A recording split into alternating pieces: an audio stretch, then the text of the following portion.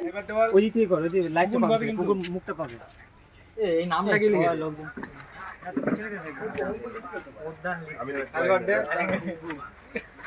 Happy birthday happy birthday happy birthday ফুদে ফুদে ওটা নিবে কিন্তু নামটা কিন্তু ঠিক লেখা হলো না। পুকু লিখে দিতে কোন দিন লিখেছে? পুকুর লিখতে হতো। হয়তো সন্ধি পুকু না নামটা লিখতে হতো পোদ্দার।